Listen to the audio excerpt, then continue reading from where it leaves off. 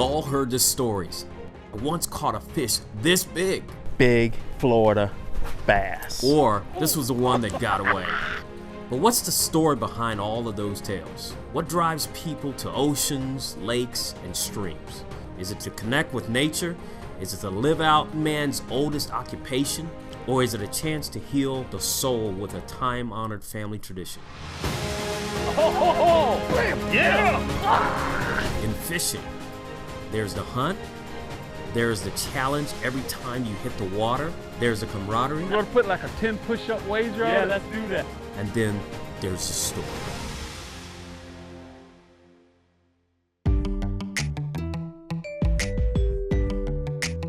Today we're on Lake Maggior in St. Petersburg, Florida. This lake offers great recreational fishing in an urban setting. Water is brackish and minutes from downtown.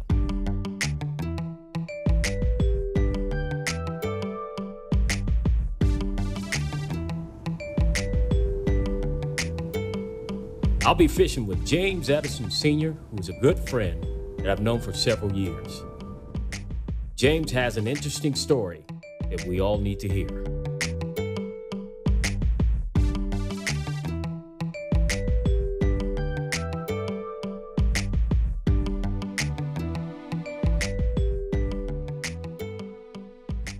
There he is. Good one.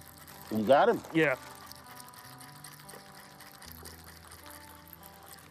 Oh, not really good, but it's a fish. A lot better. Why you gonna throw my bait out, man?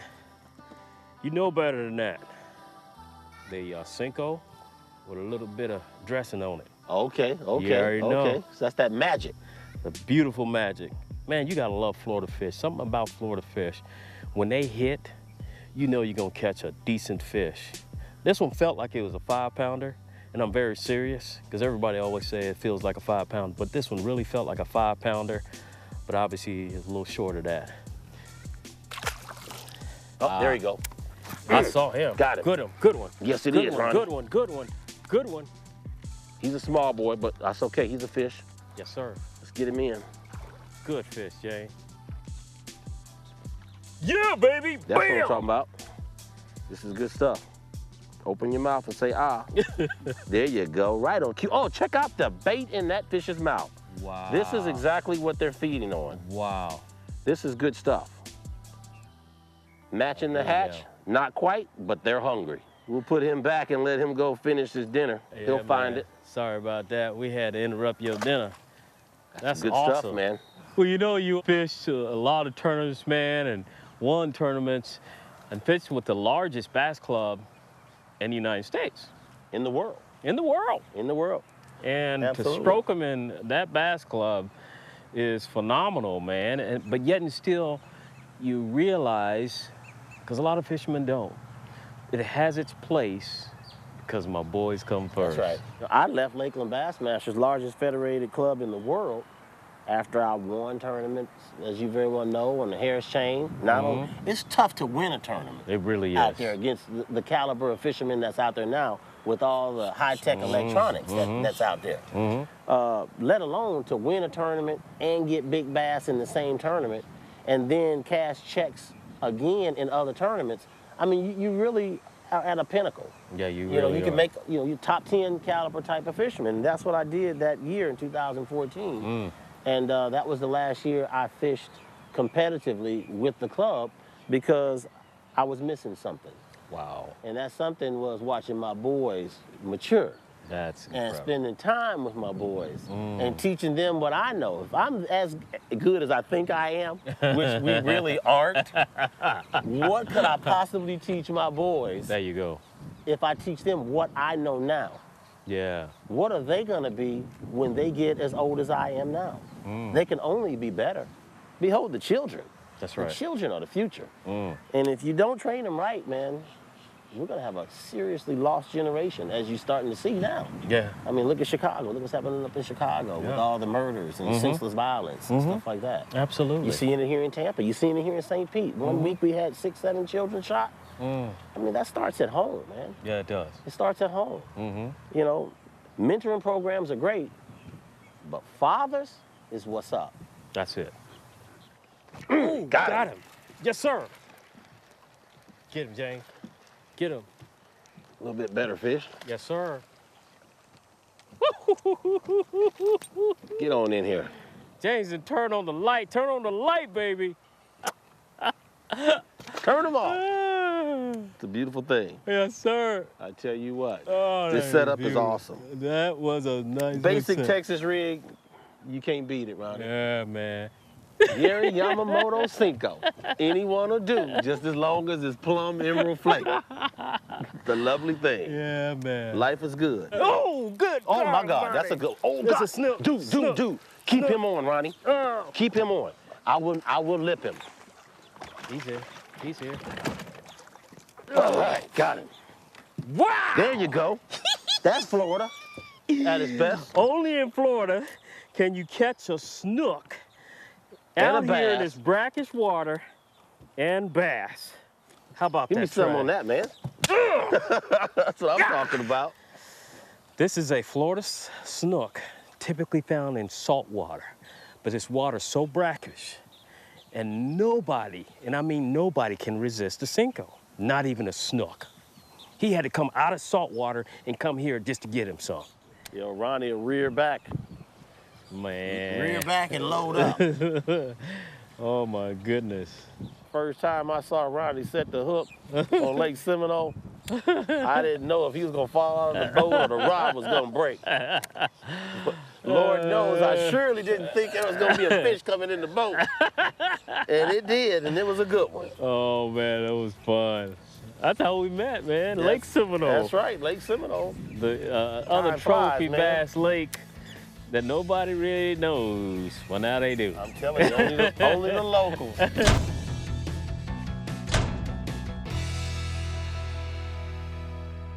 So James, tell me about where you were raised, man. Small Midwestern town called Lebanon, Illinois. Probably never heard of it. Population 3,600. Everybody knew everybody. Man. There wasn't many secrets Yeah. in a small town like that. Mm-hmm. And especially if you lived in the Edison household. And what's the term you use? Fort Edison. I love That's what that. everybody called it, Fort Edison. And my daddy ran it like a general. It was like a fort, like a military installation. Hard-working man. Retired from Scott Air Force Base, Illinois. My mom worked in the nursing field, the nursing home. Sure. All that I can remember of my childhood life. And I spent all my elementary years and high school years in Lebanon. My grandfather raised me because I was adopted by my grandparents. Sure. My biological mom was murdered. And unfortunately murdered by my father, whom I was named after. So that makes life kind of tough. Wow. Growing up when you're named after the person who murdered your mom. It carries with it a lot of weight.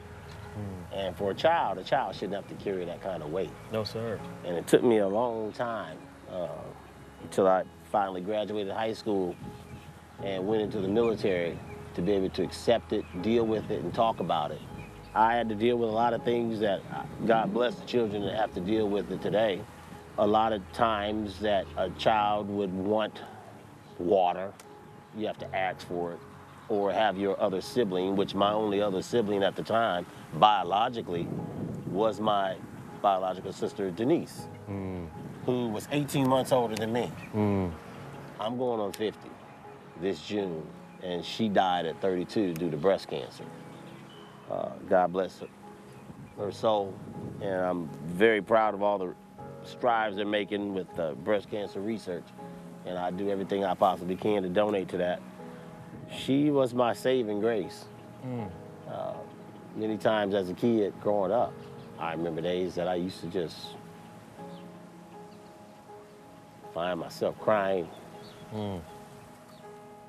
And she would be the one to keep me grounded. Kids that suffer abuse at the hands of their family members, I can understand it. I can sympathize with it. I can empathize with it. I know what it's like. I know what it's like to be challenged just to go into the refrigerator to get food. And back in the day, there wasn't no such thing as child abuse like you have today. Yeah. It just wasn't happening. That's right. And you know, they say spare the rod, spoil the child. Well, now today you get arrested for it. That's exactly. So times have changed. You know, at the same time, you know, there was a lot of love coming out of my house too. Not to pass judgment on anyone. No. You know, my grandfather loved me. I know my grandmother loved me dearly too. But at the same time, she didn't see me, the child. She saw James Frank Neville's the man who killed her daughter. Wow. And you know, a few times that came out. It came out. I was able to leave home. I joined the military. I joined the Army Reserve first, and just to check it out to see how I liked it. Drill sergeants to call us part-time soldiers. So I heard that. That used to stick with me. I don't want to do anything part-time. If I'm gonna go all out. You digging all the You know, way. and yeah. I certainly ain't gonna make excuses. I'm gonna make a way. There you go. That's you, So, man. I know I that went for sure. reserve, Yeah. and wasn't long after that, a couple years after that, I went active duty. And when I left home, I stayed gone.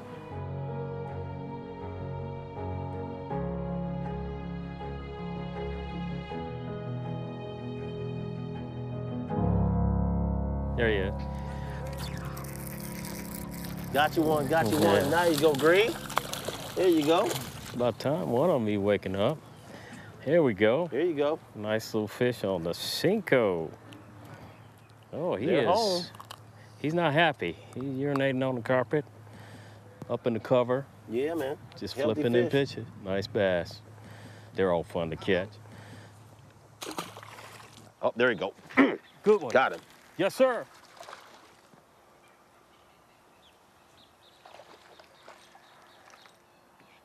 That's all I needed. That's it. That's all I needed was to knock on the door, and the Florida bass says, "Come on in." It's a beautiful thing. Yeah. Gotta love it, man. Little baby. They're all fun to catch. They all fun to catch. Man, you got Cinco it right. is the deal. Any Cinco will work as long as it's plum emerald flake. And it's Gary Yamamoto. And it's a Yamamoto Cinco, baby. That's right. That's exactly right. You can throw whatever you want, as long as it's a Yamamoto Cinco.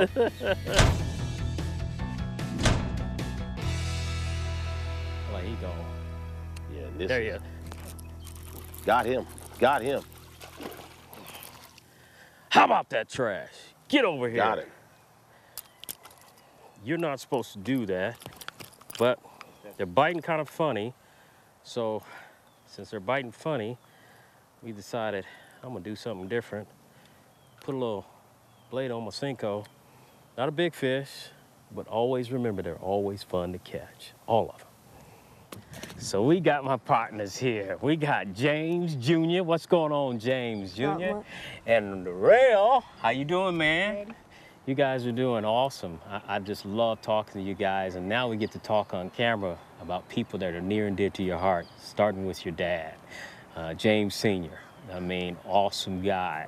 So, you know, your dad is like a superhero. My dad was like my superhero growing up. Who would he be to you?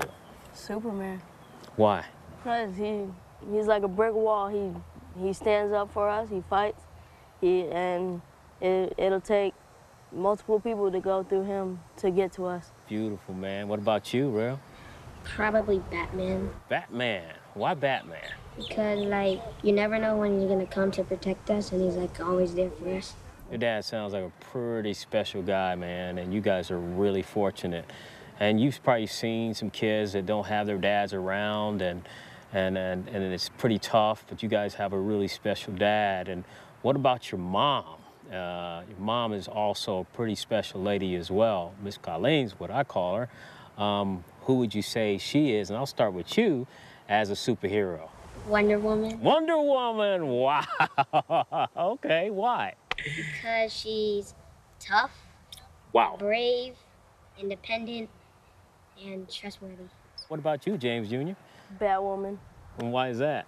Because she's sneaky, and you never know what she's gonna come up with you. Sneaky as in, does she catch you doing Yeah. things? Yeah. I think you're more the sneaky one, and Yeah. she just seems to find a way to. She's more like an FBI agent, really. So, man, I tell you, you guys are awesome fishermen. What are some of the favorite things you guys like to do? Now, I've seen you guys smack 'em, man, catch some fish. You guys have been fishing since how old? Before we couldn't even walk. That's incredible. And what's your favorite thing to fish and why? Probably I like to fish for bass Really? Why bass? because it's our number one thing that we do every time we go out fishing. Really? That is awesome. What about you, James Jr.? My main goal to go out here is just to have fun, maybe try to catch a snook or two. Really? Oh, see, a lot of people are not fortunate enough to have snook and bass in the same lake. You know how special that is, man? So, because you know snook is a saltwater fish and bass, freshwater fish, and to be able to go out in the lake and catch them both, man, you've got it set up in this beautiful mecca right here in Lake Maggior. Ah, come here, girl. Oh my, hang on, Ronnie. Hang on, dude. I got her. Hang on. Yeah! There you go. Bam, bam, bam! Wow. I love it in the tough days. That is the truth. When you can throw a bait. It's been really tough. Wind blowing, and then it'll calm down. Wind's blowing, but welcome to Florida. But man, you can't beat it when you work this hard and you get you a nice fish. Hey, to find out more about the show, check out afishingstory.com. There you'll find out about our guests, our fans, and myself, Ronnie Green. And there's also a contact page because we'd love to hear from you. So check out afishingstory.com.